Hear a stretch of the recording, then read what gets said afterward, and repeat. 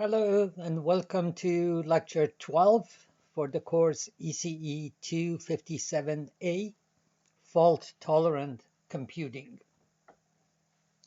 This being Lecture 12, and given that we have 16 lectures altogether, we are hitting the 3/4 mark of the course.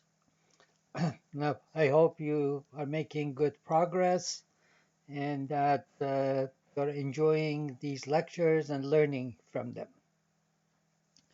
Now, today's lecture covers chapters 18 and 20 in the textbook. Malfunction tolerance in chapter 18, and some of the methods of providing malfunction tolerance, some detailed methods in chapter 20.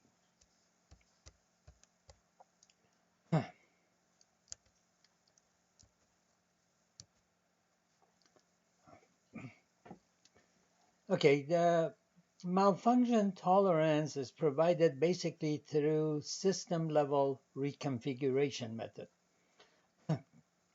Just as we had malfunction diagnosis, which we also called system level fault diagnosis, we have here reconfiguration at the system level, as opposed to some of the reconfiguration schemes that we covered earlier at the device level, for example.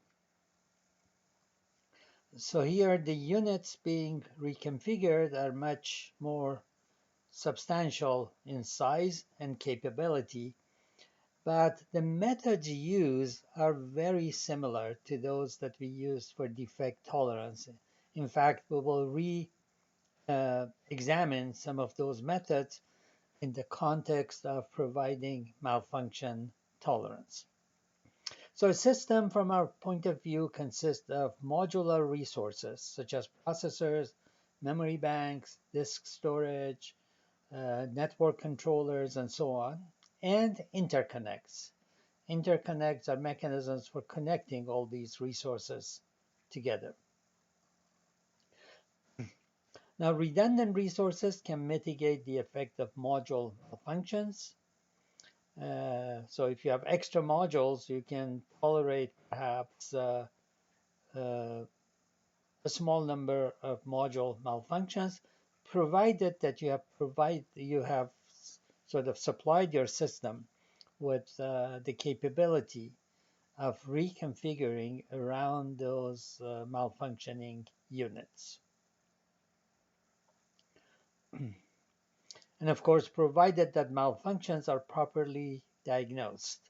Because if you don't diagnose a malfunction, you don't know what is wrong with your system, then no amount of reconfiguration capability is helpful. You have to know what you're trying to reconfigure around. You have to know where the malfunctions are.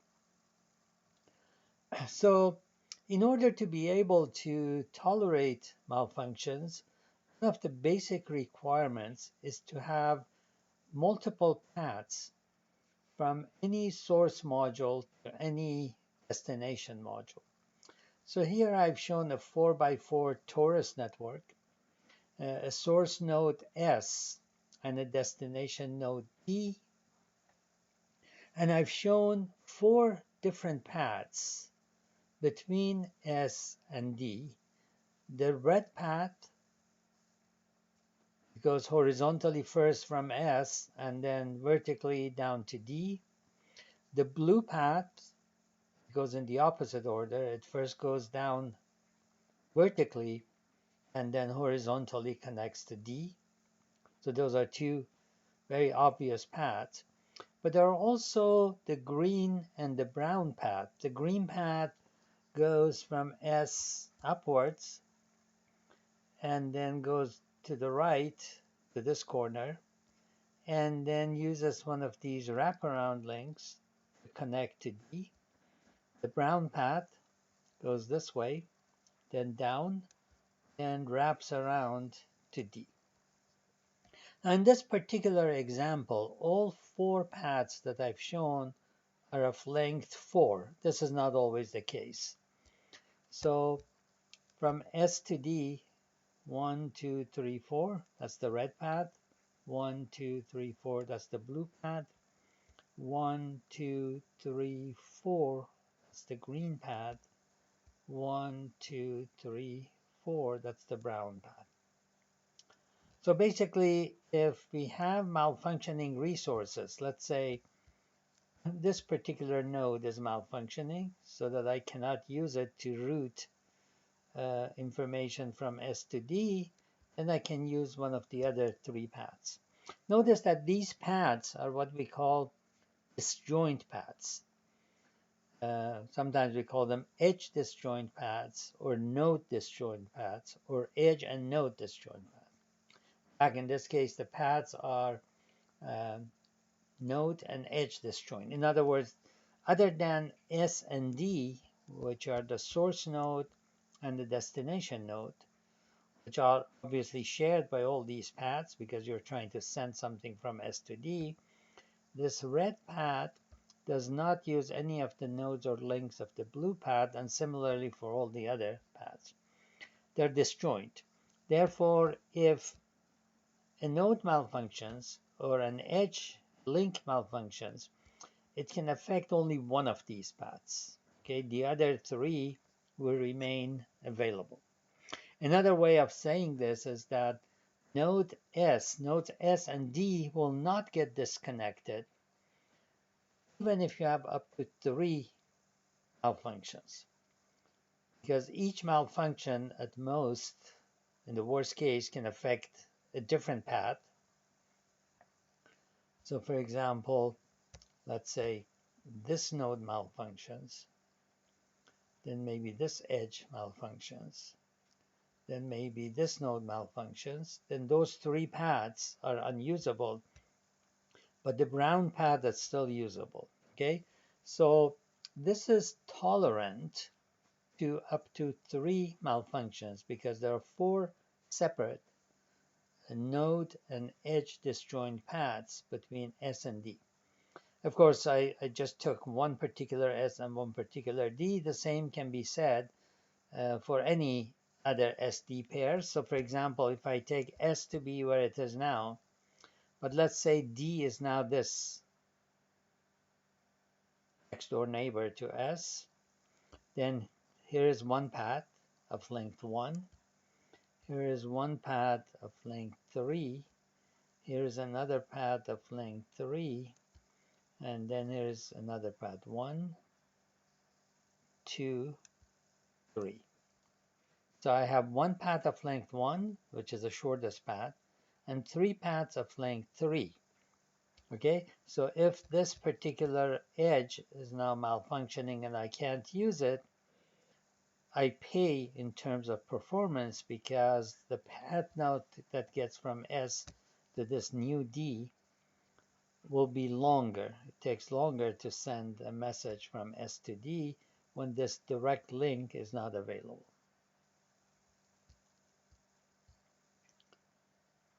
Okay, so the existence of K edge disjoint paths between 2 nodes provides the means for tolerating K-1 link malfunctions.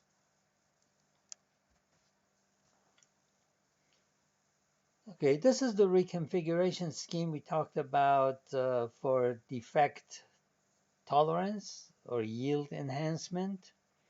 The same method can be used to reconfigure processor arrays in which the processors are basically more complex nodes. They're not just cells, logic cells, as we had before.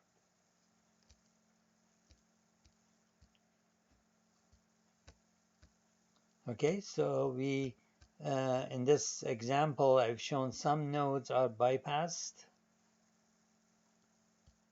and other nodes, basically, paths are formed around defective nodes.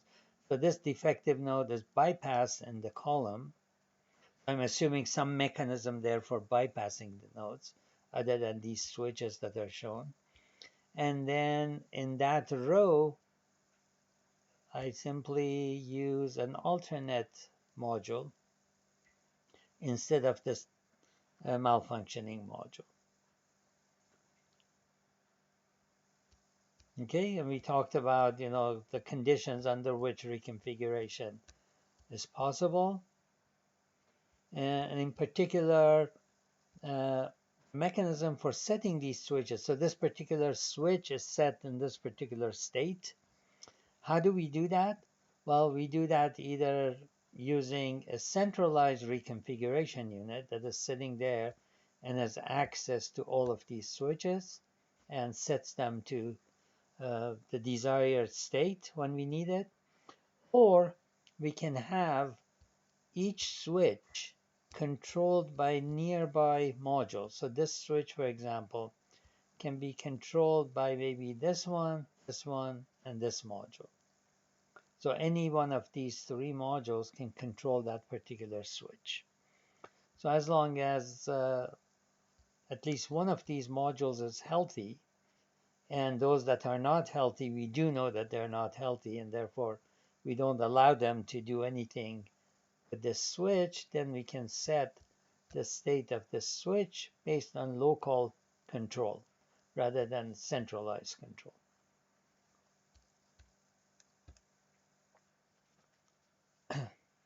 Okay, here's another idea for reconfiguration using programmable connections. This is very similar to what is done in FPGAs. So here are basically nodes that we want to connect, and we have a bunch of connections, in this case a bunch of vertical channels.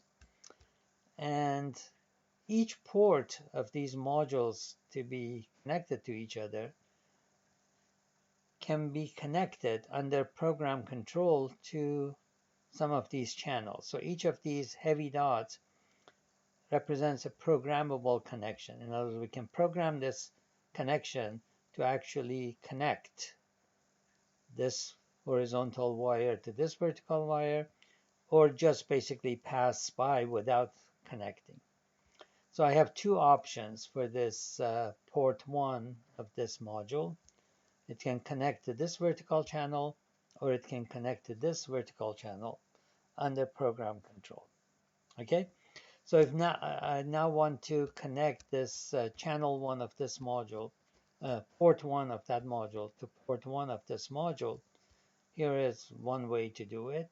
I program this switch to make connection, and then I program this switch to make connection, and therefore the connection is made.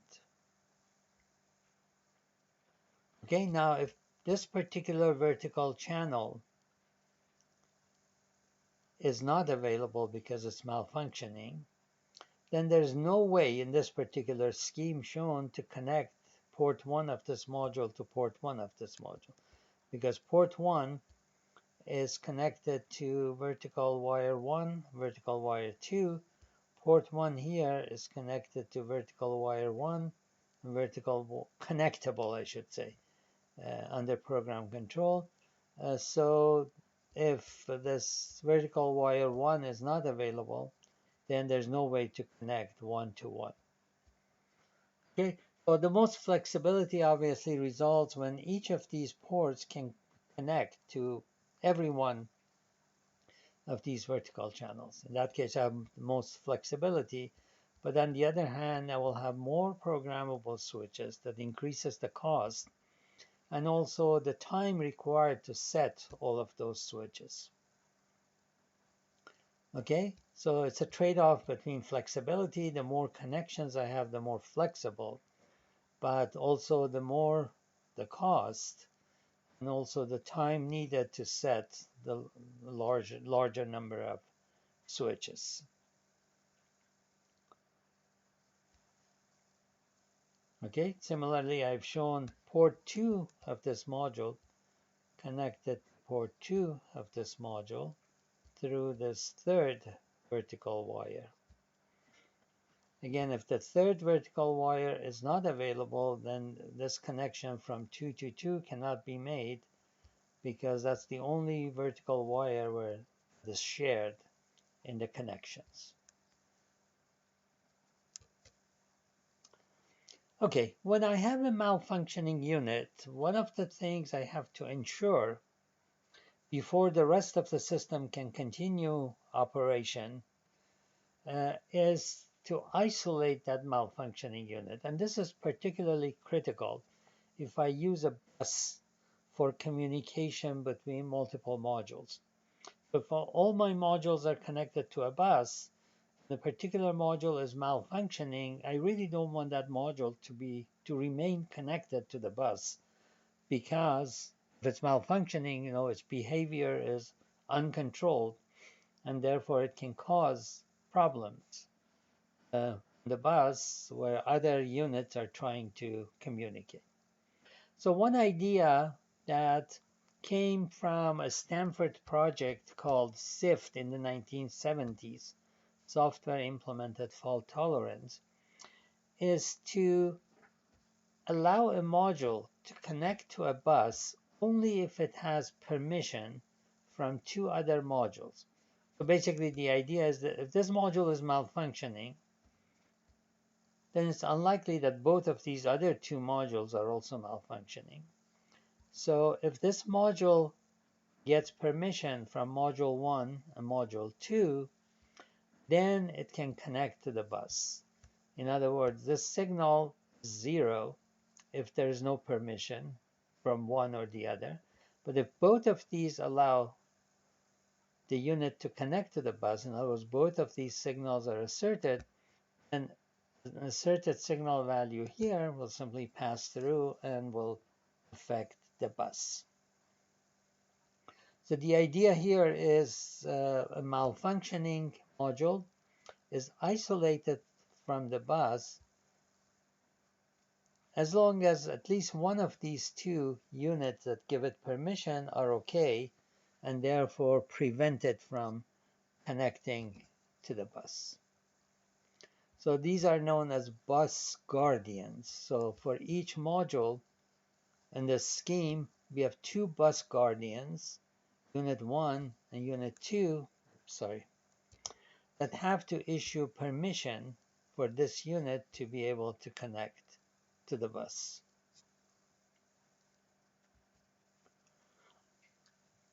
Here's another idea when a unit needs to connect to a bus. So the connection to a bus is the write path through this gate and the read path through this gate. So when a module wants to write something to the bus, put something on the bus, the write enable signal will be asserted, and the value to be written is given on this bus set of lines. So the heavier lines basically represent multiple wires. But in order to this data to go through to the bus, we need, of course, write enable, but we also need this connection flip-flop to be set so that this signal is asserted. In other words, this flip-flop being set enables this module to communicate with the bus. If that flip-flop is reset, then this module cannot put anything on the bus if Q is 0. And similarly, it cannot read anything from the bus. Okay, of course, reading, you might say, is not a dangerous thing. It may be if you're trying to protect user information from a malfunction. So if a module is malfunctioning because it has been compromised, because some hackers have taken control of it, we don't want that module to read from the bus either. Okay, so both the read function and the write function are disabled by resetting this flip-flop.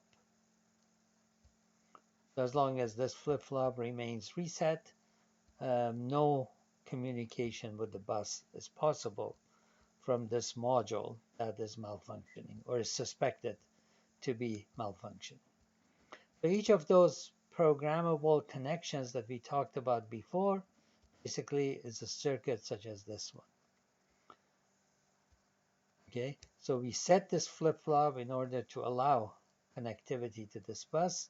We reset this flip-flop in order to disconnect the module from the bus. So in order to do reliability analysis for such a system, we basically say, okay, the bus is a critical part. Particularly if you have a single bus, then that bus must be functional in order for the system to work. Also, all the logic that you see within the circle must be functional. So you lump all of this logic for different units with the bus and assign it a reliability.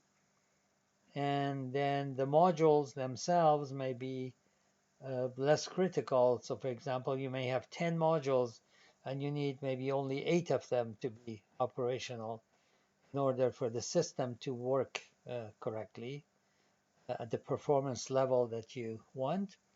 Therefore, that would be an 8 out of 10 system, whereas the bus and all the control logic associated with it will be part of the critical core of the system. Okay, one idea that has been discussed, although it's seldom actually implemented because it involves high redundancy, but it provides high level of safety, is malfunction stop module. These are modules that basically detect their own malfunctions and stop operating, stop communicating with the external world whenever they detect that malfunction. So they stop, okay? They become silent.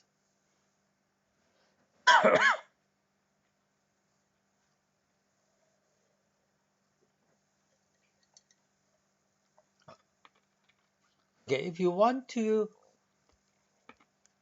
design a unit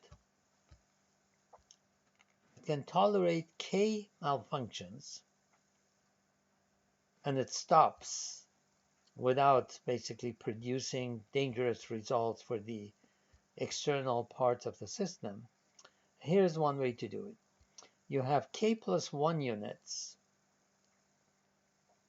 and these K plus 1 units basically cooperate and must agree on the function in order to be able to make changes in the stable storage. Stable storage is a permanent storage where data is kept, and if there is a malfunction, you don't want your stable storage to be affected.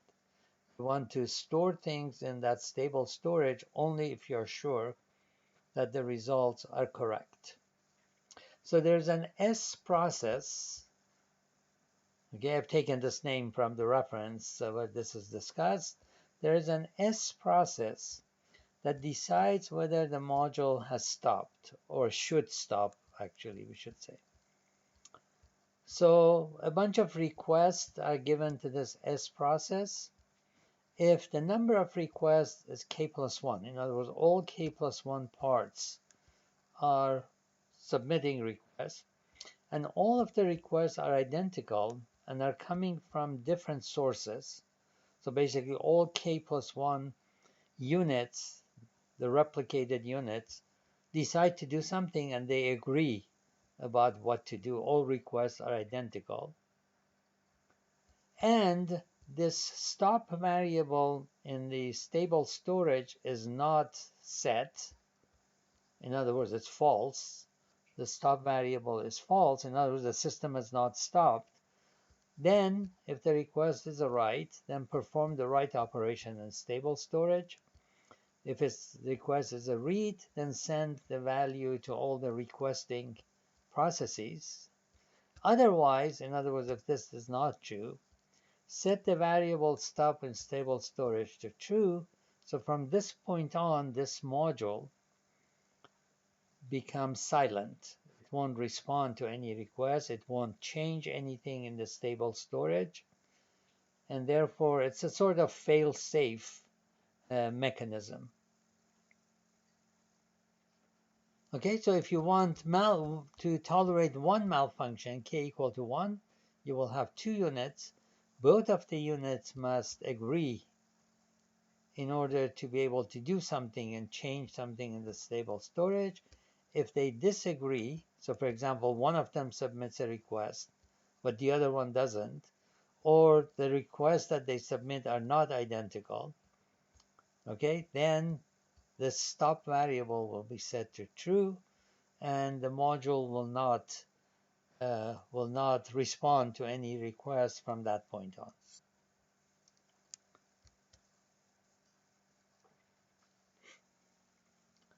Okay, one of the things we need to do once a malfunction occurs and a module must be taken out of service and replaced by a spare is to recover the data and state information for the module that malfunctioned and is going out, so that the incoming module can be set to the same initial state, the same data, in order to continue operations as if nothing happened.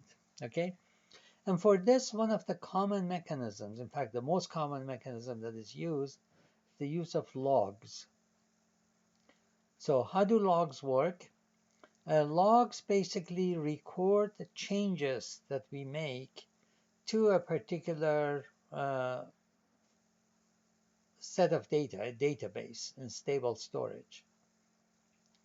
Okay, so as we make changes to data in stable storage, we make a record of the change made and timestamp that change, so that if we have to go back, a malfunction occurs midway through doing some computation, we have to go back and reverse all the changes that were made, because those are partial changes.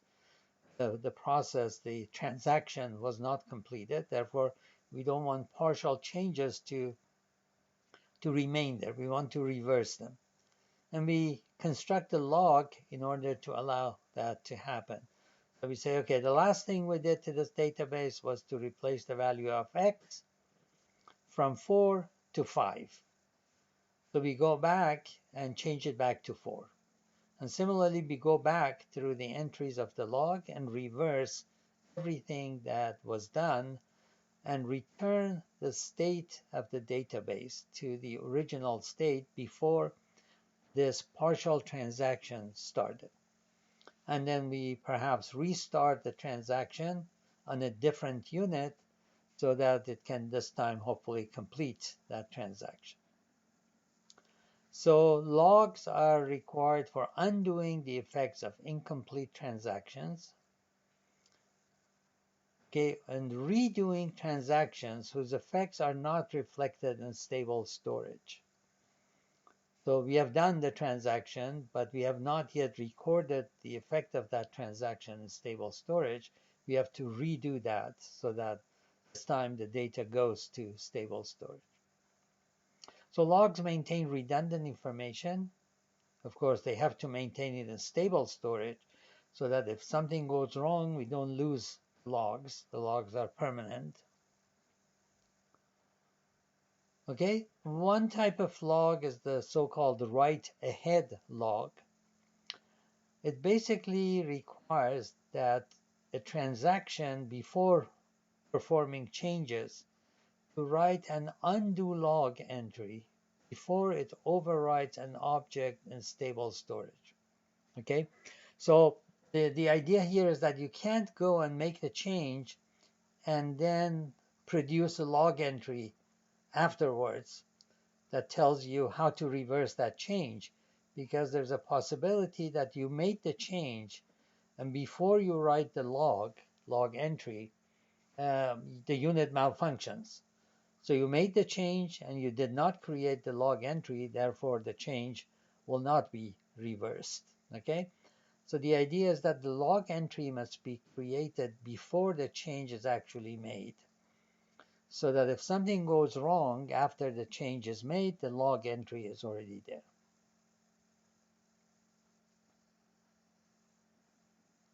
So it's not safe to write logs after overwriting or committing a transaction. Now, Microsoft and other major companies that deal with databases have been doing research for many years to allow querying a database on its state at any desired time instant in the past. So imagine you have a database of let's say, students at UCSB. Have all the current information for students at UCSB. Every time information for a student changes or a new student enters the system, the database changes, it's always up to date. Okay. Now imagine for some reason you want to know what was in this database, maybe exactly on October 1st, 2020. What was the state of the database? You have a question about, students that were in the database or information about them at that time. Well, one way to do it is to keep logs, of course, but that would be a lot of overhead. So every time you make a change in the database, create a log entry, okay? And therefore, if you want to go back from today to October 1st, 2020, you go to those logs and reverse all the changes that were made between that date and now. And then you have, of course, you would make that on a copy of the database so that you don't destroy the current state. So you have now the database as it existed on that particular date. Okay, so the aim of research in this area is to do this more efficiently so that you don't have to spend a lot of time uh, consulting logs and reversing a lot of changes in order to get to the state of the database at a particular time in the past. So it's nice if you have this capability, if you have a database and you can query the database at any particular date in the past, then that's a useful capability to have. Okay, let's talk a little bit about regular arrays of modules, and this discussion basically parallels what we did for reconfiguration for defect tolerance or yield enhancement. So here is, so I'll show you some examples of reconfiguration. Here I've shown a mechanism that allows you to bypass entire rows of processors quite easily. Basically, these multiplexers allow this row of module to send their values to this row of modules, or proper setting of this control signal, this row is bypassed and the values go to this row further down. Okay, so setting the signal of the signal controlling all of these multiplexers are controlled by the same signal. If that signal is set to 0, then this row is not bypassed. If that signal is set to 1, then this row is bypassed. So allowing bypassing of rows and columns allows you to circumvent some malfunctioning unit. Of course, it's a little bit wasteful because if you have just one malfunction in this row, then you're forced to bypass the entire row, even though there are good modules in there. But this is a very simple switching mechanism. And so this is just for the downward propagation of signals. You have a similar bypass mechanism for upward going signals, for rightward going signals, and leftward going signals. And therefore the module will look like this, with 4 multiplexers allowing this row to be bypassed in the downward direction, to be bypassed in the upward direction, the column to be bypassed in the leftward direction, or bypassed in the rightward direction. So you have some complexity in the switching mechanism needed to allow these rows and columns to be bypassed.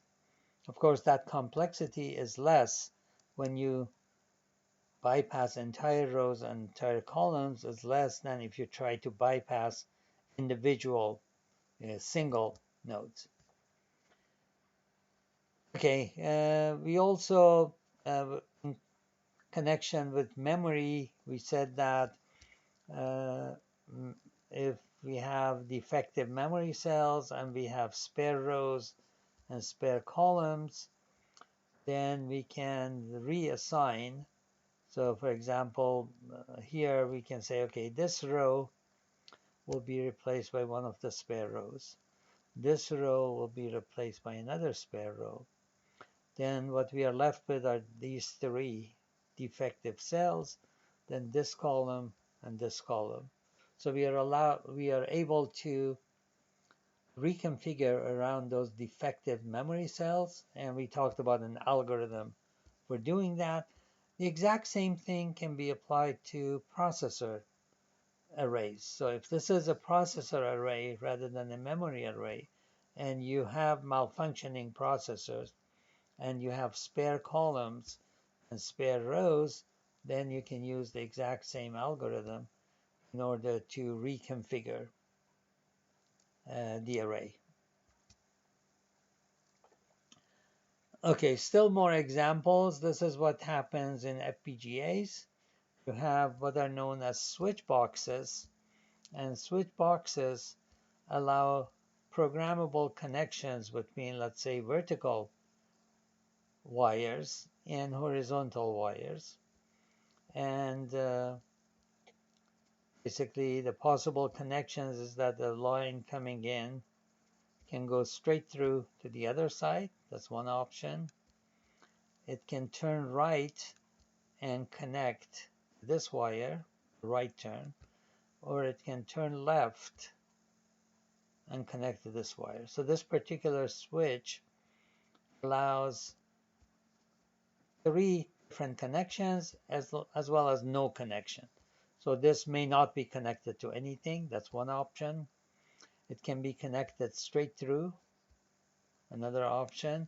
It can do a right turn or it can do a left turn for this particular switch. Okay. There are more complex switches with many more channels coming in and going out, and there are more options for connectivity. In this case, you need 2 bits, 2 control bits, to control the connectivity of this wire. Okay, so how many control bits altogether? We actually need only 8 control bits, even though there are 8 channels that needs to be controlled. Once you say that this one makes a right turn and connects to this one, we're also effectively saying that this line makes a left turn and connects to this one. So we need half as many signals, 8 control bits. Okay, so here I've shown the switch box settings to connect this port 1 of this module to port 1 of this module. So you see both of these boxes are programmed to send the signal straight through. And then port 2 of this module, so I have a left turn in this box, I have a right turn in this box, and I have a left turn in this box. And these are also programmable connections, so this port is connected to this horizontal wire and not this one. Okay, so the same ideas that are used in FPGAs, here we are interested in, so there's some logic function implemented in this box, some other logic function here, and we want one output of this box to be an input to this box, so we make connection. The same can be done by for if these are processors and we have switch boxes sitting here that can connect processors in different ways in order to get around malfunctioning processors. So ideas are similar. Okay, so these are the switches that we have seen before, except that this is a little bit different. The switches that we saw before had 2 states, straight and bent. These switches have 2 types of bent states. This kind of bent and this kind of bent. So there are 3 state switches. And if I put 2 tracks of such switches between rows and columns of processors, now don't worry about how the design of these, where the switches are placed, how did we decide that? Somebody came up with this design. But once the switches are in place, then they can be used to bypass, say, this processor. Notice that we are not bypassing the entire row, but just this processor is bypassed in its row. This processor is replaced with this processor in the row. So the row consisted of this processor and this one and some more. Now it consists of this processor, this one, and some more. Okay, so these are two tracks of switches. This is the same two-track set of switches. Here we need a 4x4 processor array, and we provide two spare rows and two spare columns in order to be able to tolerate the effect of malfunctions in some of the. So these white with heavy borders, white squares with heavy borders are malfunctioning processors, and they have been replaced.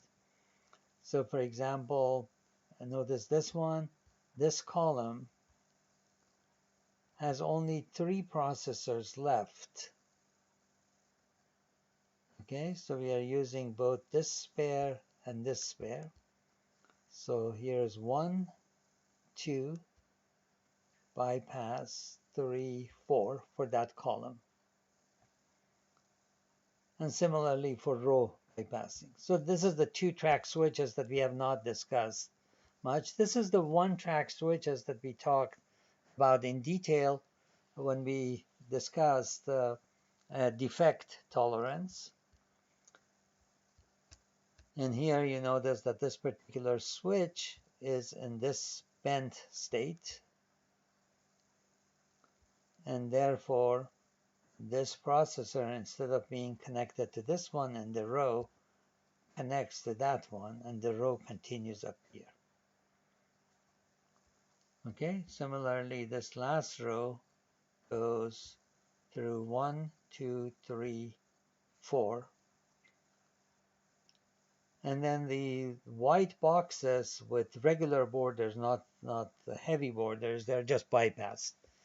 They're unused units. Okay, so the heavy borders represent malfunctioning processors, and the regular borders represent just unused processors that are bypassed their respective row or column.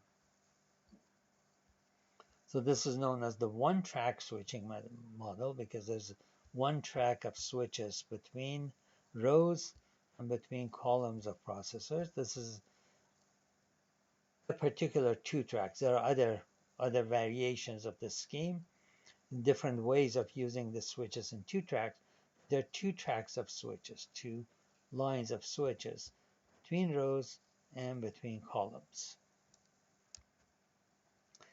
Okay, we talked a little bit last time about low redundancy sparing, and I mentioned at that time that if you have 16 units and you don't want to use 16 spares so that each unit has its own dedicated spare, you may decide to use perhaps just 4 spares that are shared. So for example, this one spare is shared by these 4 modules. So as long as no more than one of these modules is malfunctioning, then this spare can replace it. However, I mentioned that in order for this spare to be able to replace this module, it should be able to communicate with this one because that one communicated. It should be able to communicate with this one and with this one, all 3 neighbors of the original node, as well as neighbors of the other nodes that it can possibly replace. So it has to be able to communicate with 8 nodes, the potential neighbors of the node being replaced. Let's see, is it 8? 1, 2, 3, 4, 5, 6, 7, 8. Yeah, because this node has this neighbor. 8 nodes. Whereas this regular node communicates with only 4 at most. Okay. So the spares become more complex and different from the regular mod. Sometimes we get lucky and we can come up with a method that is both low redundancy and it uses a spare that is identical to the existing modules. And this is sort of it's on a case-by-case basis. You have to study the architecture you're trying to implement and see if you can come up with a scheme, low redundancy scheme that works. So here, the objective was to have a 4x4 mesh. So these are the 16 nodes, 4x4 mesh. So as long as there's no malfunctioning unit, this 4x4 mesh works. But we also provide additional connections that are not required in the 4x4 mesh. And we also provide one spare unit. Okay, notice that the additional connections does not increase the complexity of the modules. In other words, the modules that we were using have 4 ports, like this Unit 5 has 4 ports. Unit 6 has 4 ports. Unit 1 has only 3 ports in the mesh, but if we use identical modules, that other port there is unused.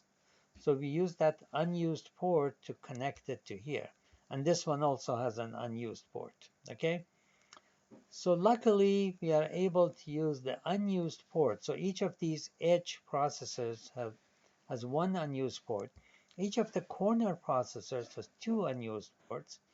And in this case, I've used those 2 ports to make this connection and this connection. And the spare also has 4 ports. So this has the nice property that all the modules are identical. They're processors with 4 ports. Under normal conditions, these diagonal connections and these extra connections and the spare unit are not used because the 16 original units are functional and therefore we are okay. This system can be reconfigured after one malfunction. Obviously, we can't do more than one because we have just one spare. Okay, how do we do this? Let's say this unit here, unit originally numbered 5, malfunctions and we want to remove it. So what we do, we renumber the other modules, the other processing nodes, in the following way. So 0, 1, 2, 3 was the first row. Here is 0, 1, 2, 3. So I've restored the first row by using these existing connections. Then 4, 5, 6, 7. Here it is, 4, 5, 6, 7. 8, 9, 10, 11. 8, 9, 10, 11. So that row also exists by using these alternate connections. Then 12, 13, 14, 15. Here it is, 12, 13, 14, 15. So all the rows that originally existed are still there, except I'm using different nodes for the rows and different connections for the rows. Similarly for the columns, 0, 4, 8, 12. Here it is, 0, 4, 8, 12, and so on. So this system can be reconfigured. Of course, the reconfiguration is substantial. You have to renumber all the processors. But this reconfigured system can carry out all the algorithms that used to run on a 4x4 mesh, because this is also essentially a 4x4 mesh. And therefore, it can do whatever the original system did. As I mentioned, this is, sheer luck and also ingenuity on the part of the designers to be able to come up with this scheme so that you can use a very low redundancy scheme, just one spare.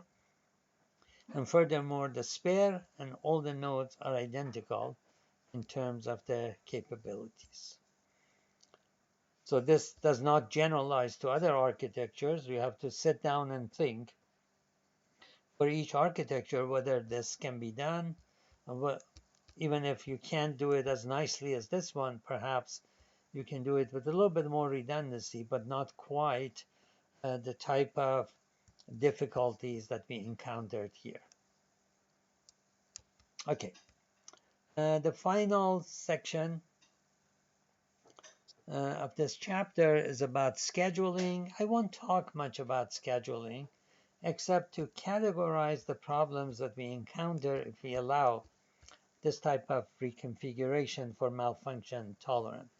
So scheduling basically means you have a set of resources, processors, and a set of tasks that you need to run, and then you assign the tasks to the processor.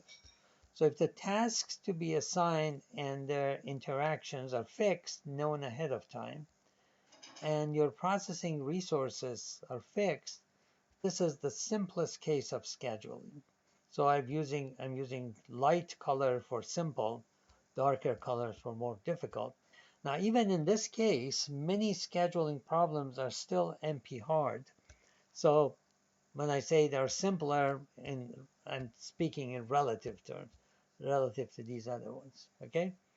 So now, if the resource requirements are probabilistic, so we don't know ahead of time what resources are needed or even what tasks are going to be run, because tasks, as they execute, they create other tasks, subtasks. So ahead of time, we don't know the exact number and nature of tasks. We are faced with this probabilistic, and then scheduling becomes more difficult.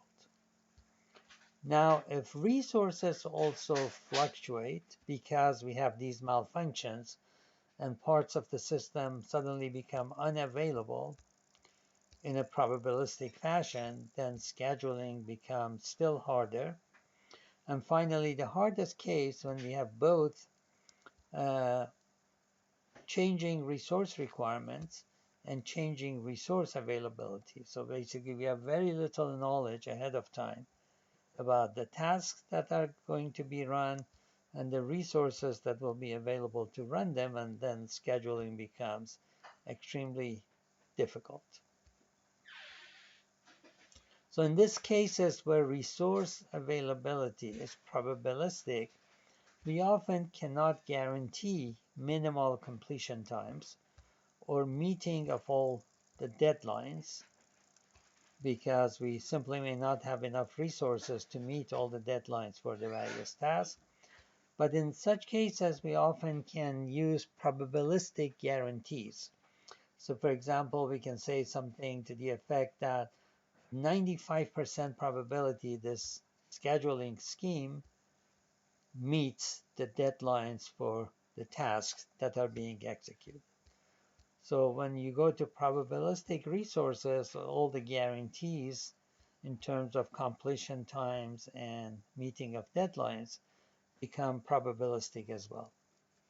Okay, so let me now move to chapter 20 and continue our discussion. Chapter 20 is entitled Robust Parallel Processing.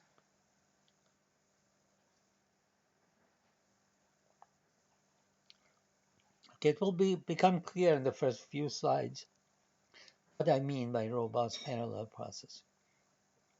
Now, so far in many of our examples, we have talked about normal modules, operating modules, and spare modules.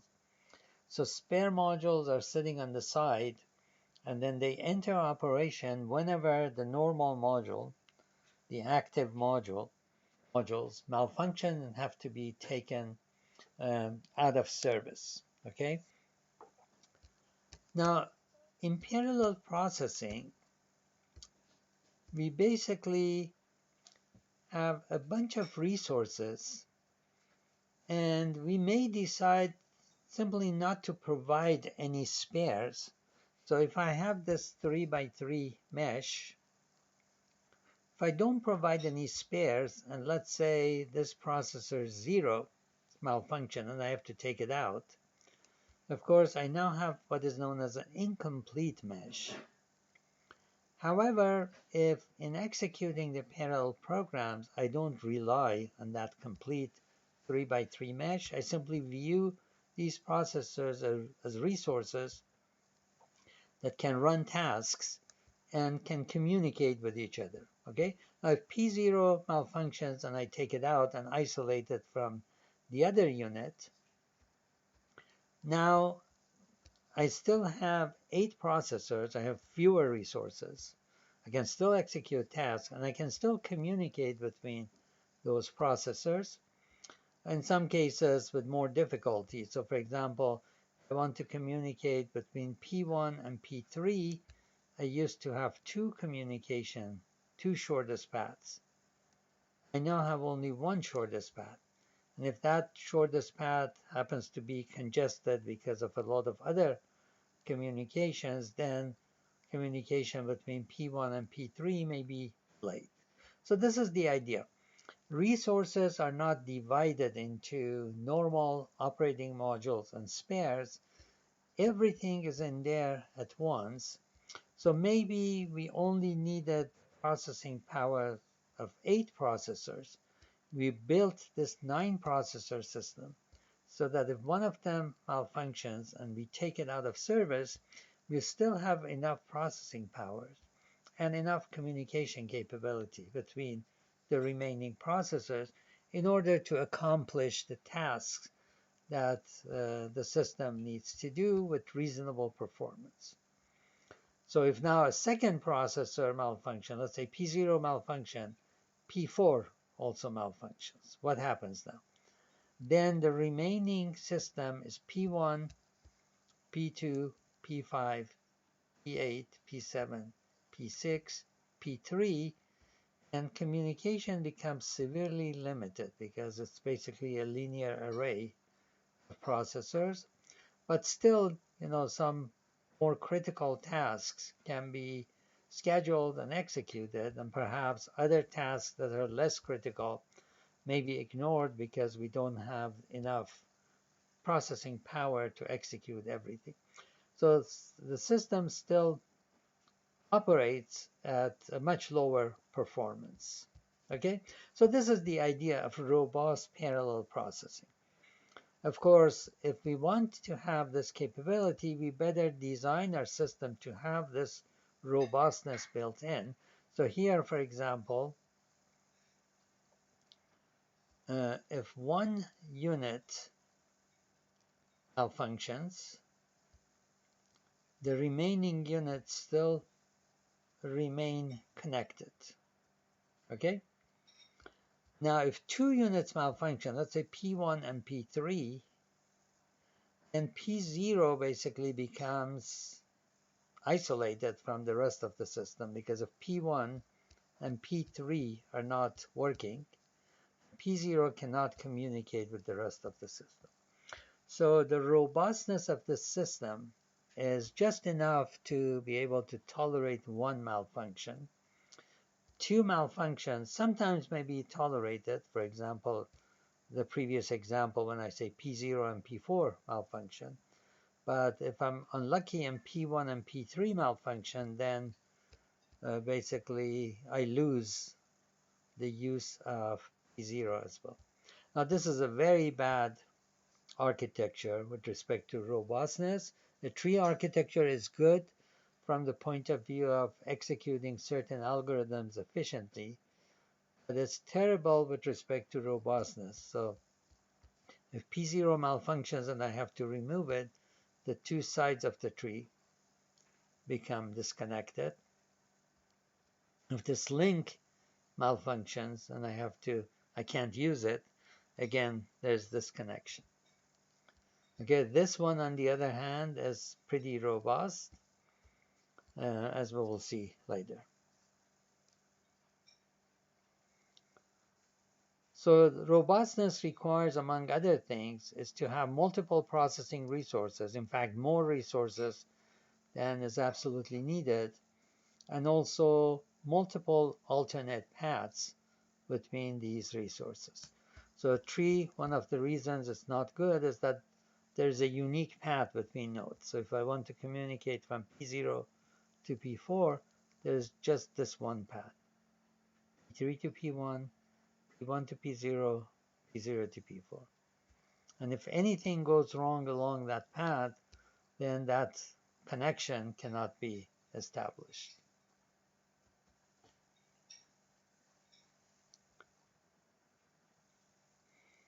Okay, here we are not interested in the type of communication, whether it's packet switching, store and forward communication, virtual cut-through, wormhole routing.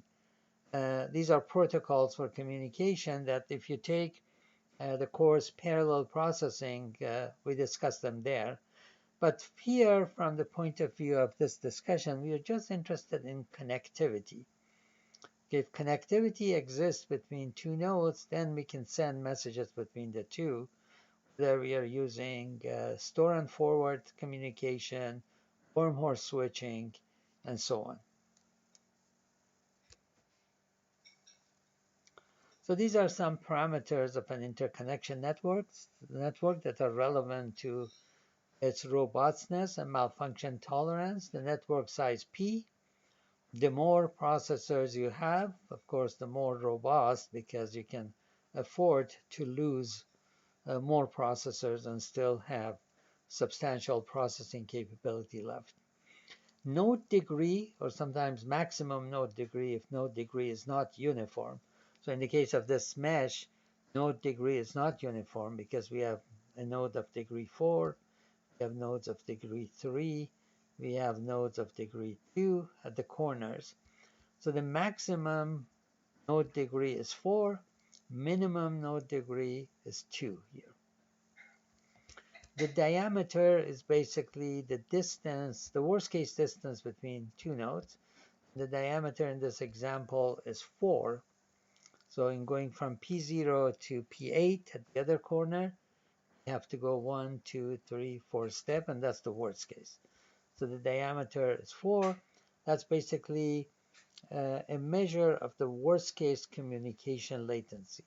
So communication between P0 and P1 is faster than between P0 and P8. Then average internode distance, often designated as delta, is the average message latency. So we have some pairs of nodes that are distance 1 from each other. We have some pairs of nodes that are distance 2, like this one. Then we have distance 3. Then we have distance 4. If you average those, all of those paths, you get the average internode distance. And that's basically an indicator for the average communication latency. Bisection width of bisection bandwidth is basically how many links do you need to cut in order to bisect, divide the architecture into two equal parts or almost equal parts. In this case, because I have 9 nodes, I can't divide it into exactly equal parts. So if I cut 1, 2, 3, 4 links, I can divide this into a part that has 4 nodes and another part that has 5 nodes.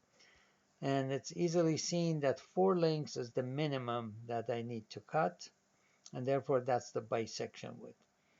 Now, bisection width is basically an indicator of how good the network will be in sending random messages around the network. So if you bisect network, then if you have random messages, so you have 4 nodes on this side, 5 nodes on this side, if every one of these 5 nodes send a message to every one of these 4 nodes, that's 20 messages. And similarly, 20 messages may want to go in the other direction. 4 nodes, each of them sending to 5 nodes. That's 40 messages. Those 40 messages have to go through these 4 channels, the bisection. Okay? So each of those channels, even if you manage to distribute the load completely evenly, will have to carry 10 messages. And therefore, that's the latency. Now, if the bisection width happened to be 2, then instead of 10 messages, they had to carry 20 messages. So the latency would have increased. So a large bisection width is desirable to reduce communication latency. Okay, and the others I'm going to skip for now. So there are a large number of interconnection networks either proposed or being used in implementing actual parallel machines. So some of them are actually used in machines, others are just theoretical. They've been proposed. They have some nice properties, but they may not be used, or at least they're not used widely. They may be used in a research prototype or a small number of systems. So there's such a large number, and people are still proposing new interconnection networks, that it's kind of hard to keep up with everything that is available. So if you need to select an interconnection network, you have a large task in front of you. You have to study all the available interconnection networks and decide which one of them is best suited to your purpose in designing a system. Okay, robustness attributes of interconnection networks are listed in this slide. One of them is connectivity, which is designated by the Greek letter kappa.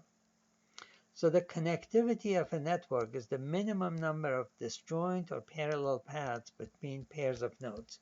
So this previous example that we saw between source node S and destination node D, there are 4 parallel paths: the red path, the blue path, the green path, and the brown path. Okay, and that's true for any other pair of nodes. So from this S to this node next to it, here's one path, here is the second path, here is the third path, and here is the fourth path going around and entering from the other side. So this particular network, we say, has connectivity 4. In other words, between any pair of nodes, there are always 4 disjoint paths. And as I mentioned, when connectivity is 4, then means up to 3 malfunctions can be tolerated without the network, with the connections becoming disconnected, the network becoming disconnected. Malfunction diameter is another indicator of robustness. If I now in this network remove, let's say, this node, what happens to the diameter of the remaining network?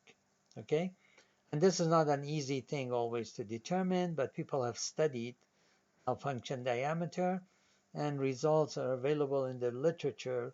For example, for this 4x4 torus, malfunction diameter is the same as the original diameter. So the diameter does not increase when you remove one node. Of course, malfunction diameter is defined for the case when you remove the maximum number of nodes. So in this case, you can remove up to 3 nodes. So if I remove 3 of the 4 neighbors of this node, so this one, and this node still can communicate.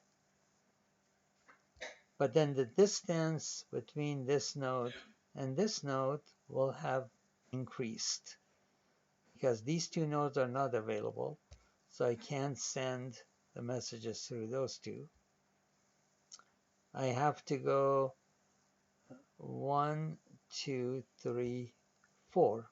In this case, it doesn't increase, but I have to do it for all possible triple malfunctions and see what happens to the diameter. As I said, it's not an easy thing to determine. Wide diameter is the length of the longest of the disjoint parallel paths. In the case of these 4 paths, all 4 paths are of length 4, but then you have to do it for every other pair of nodes and see what is the maximum.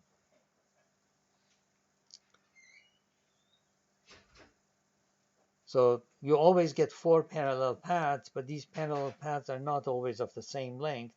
The length of the longest one of these among all possible pairs of nodes is the wide diameter of the network.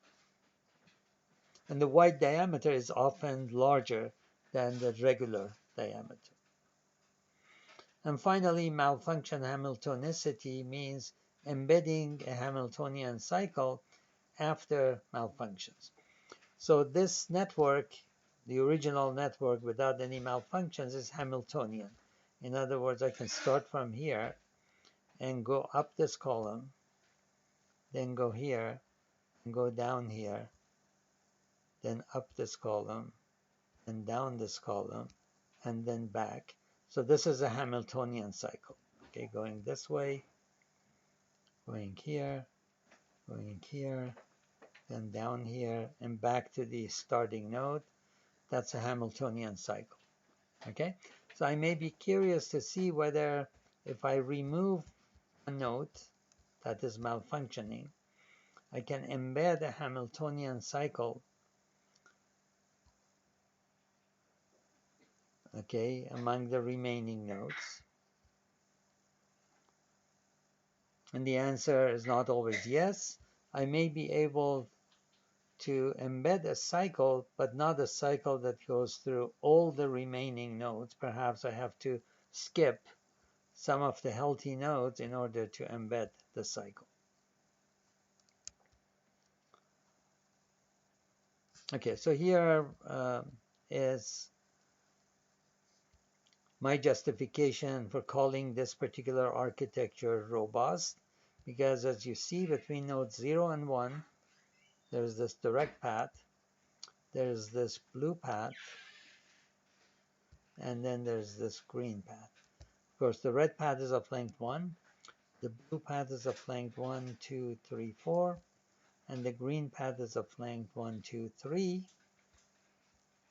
Okay, so the longest of these is 4. This one can tolerate 2 malfunctions because there are 3 disjoint paths. So for example, if I want to send from 0 to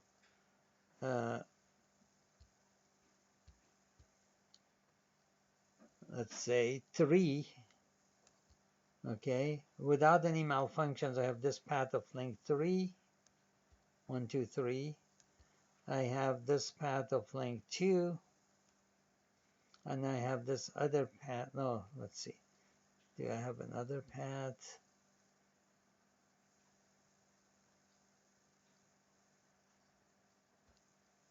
Okay, I can't find the third.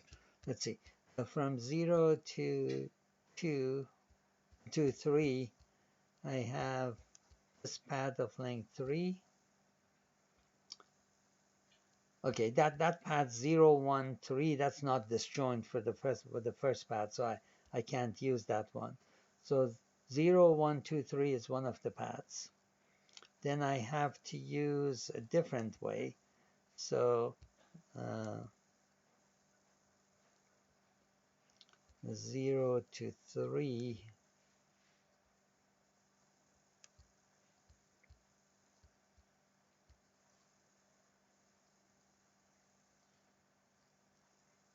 Yeah, I can't have other node disjoint paths, but I can have edge disjoint paths, I guess.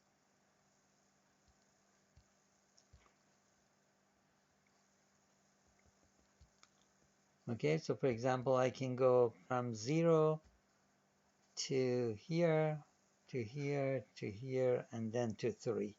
That happens to be edge disjoint. So the green set of lines plus this one that goes from 1 to 3. But it's not node disjoint from the first one.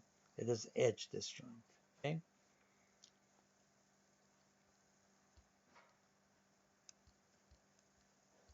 All right, so this happens to be a directed network. If it were not directed, if these edges were not directed, then I would have more options for choosing the paths.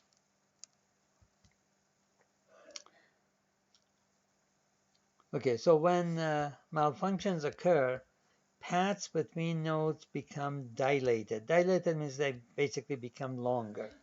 So for example, if this P4 malfunctions, the path from P3 to P5 that was originally of length 2 now becomes of length 4. There are actually 2 paths.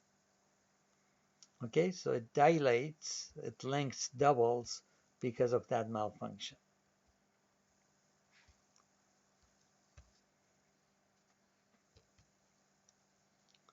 Malfunction diameter of the hypercube is known to be q plus 1.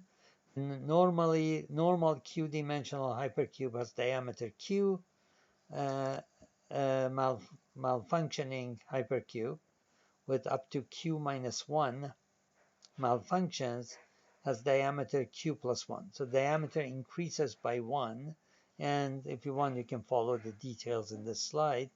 The diameter increases by 1 because of those malfunctions, which is pretty good because out of the 16 nodes in this hypercube, I have 3 malfunctions, so a significant fraction of the nodes are malfunctioning, but the diameter increases only by 1. Okay, malfunction tolerant routing basically refers to classes of algorithms that allow messages to be sent between nodes despite malfunctions. So for example, one particular routing algorithm is the row first algorithm. So if I want to find a message from P0 to P8, the row first algorithm says first send the message across the row and then along the column. Okay, so it's a particularly good and simple algorithm that can be used, but if malfunctions are possible, I can't rely on that routing algorithm. So if P1 is malfunctioning, then the row first algorithm does not work for sending this message. Perhaps I can switch to column first algorithm in that case. Okay, so these are known as adaptive routing algorithms. Adaptive routing algorithms basically allow multiple choices of routing paths so that if one path is not available, we can use an alternate path.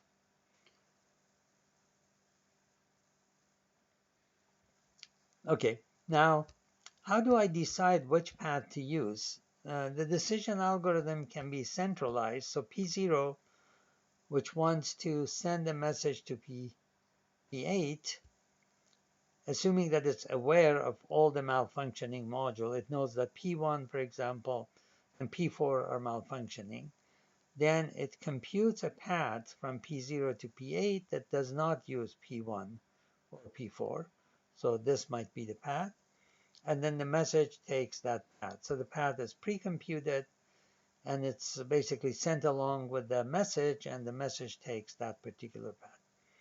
Usually, especially in large parallel computers, we prefer to avoid this centralized decision making because basically informing all the nodes of all the malfunctions is a tricky situation. A lot of information must be exchanged.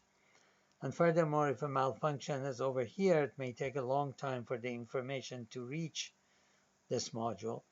So we try to use distributed decision making for our routing algorithm so that when P0 wants to send something to a module, no matter where, the only decision it makes is whether to send it this way or this way, based on tables that it has stored there. It says, okay, this path seems to be more promising, so I'm going to send it there. Then P1 gets that message and in turn notices that that message is headed for P8 and decides whether to send it this way, this way. So in this way, each node needs to have information only about the health of nodes that are around it, not global information about the entire system. Of course, a danger of this is that a message can sort of not ever reach its destination because it comes here, this one decides to send it this way, then this node notices that this one is malfunctioning, so it can't send it that way, it has to send it back, and so on. So the message can basically go around and never reach its destination. You have to be careful to avoid deadlocks. That's when messages are basically waiting for each other and can't make progress. and live locks. That's basically a message forever goes around in the network and never reaches its destination.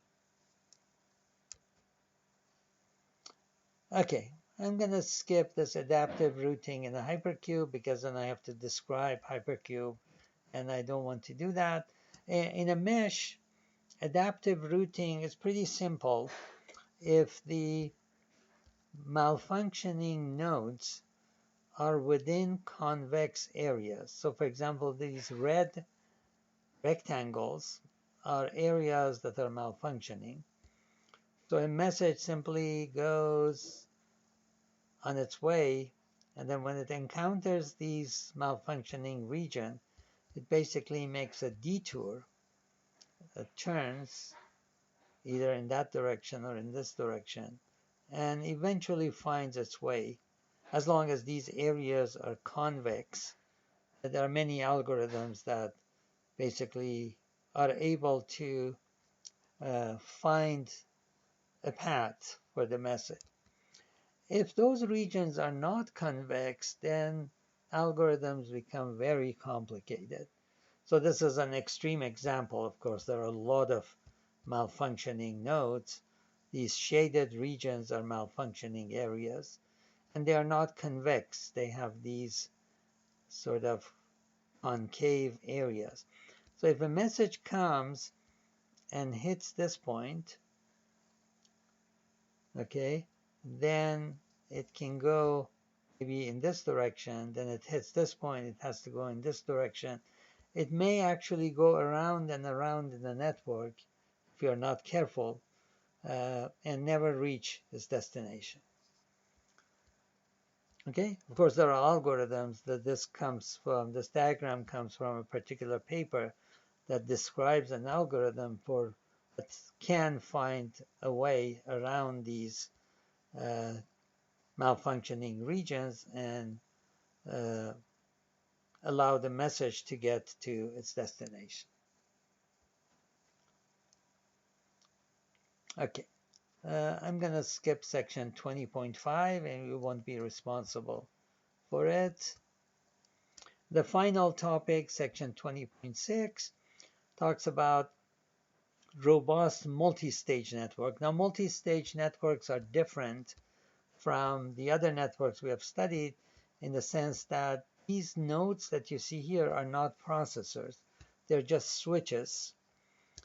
Processors and perhaps memory modules to which they connect, or they can all be processors. This can be an inter-processor communication network, in which case all the nodes on both sides are processors, and these switches allow connections between them. Or this can be a processor to memory interconnection network.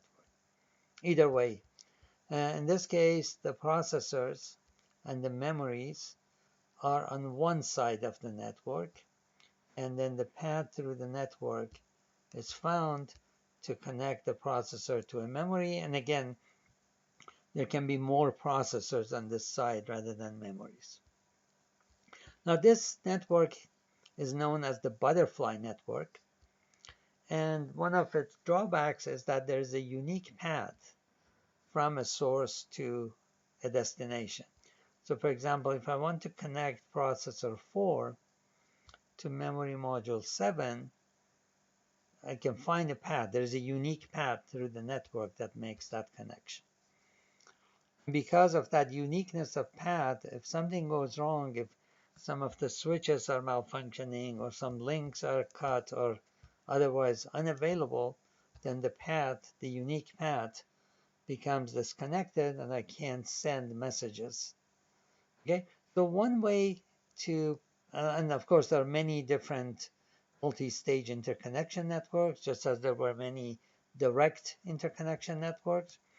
So there are some ideas. This is known as an extra stage butterfly network. So this is a regular butterfly network. And here I've shown connection from processor 4 to memory module 3. The path is unique. So this 2x2 switch makes this connection. This 2x2 switch makes this connection. Then this 2x2 switch makes the cross connection. And then 4 is connected to 3. So if this switch malfunctions, then that path cannot be established. Here I've included an extra stage. So instead of 3 columns of switches, there are 4 columns. And the message coming in can either start in the original stage or it can start in the second stage. It can end in the final stage as before, or it can end in the next to the final stage. So basically I have the option of using these 3 columns or using these 3 columns to route the message. And this is enough redundancy to allow the existence of 2 paths between processor 4 and memory module 3, and those 2 paths are distinct. In other words, one path goes through a bunch of edges and these 2 switches. The other path goes through, 3 switches, 1, 2, 3. And this one goes through 1, 2, 3 other switches and other links. Therefore, I can now tolerate the malfunction of, so if this switch malfunctions, I can't use this path, but I can use the other path. Okay, so there's a lot of research that this is just an example of building these multi-stage interconnection networks so that they're robust and they can tolerate malfunctions. Okay, so that's it for this lecture. We are now done with part 5 of the textbook. In lecture 13, we will move to part 6 of the textbook. Bye for now and stay safe.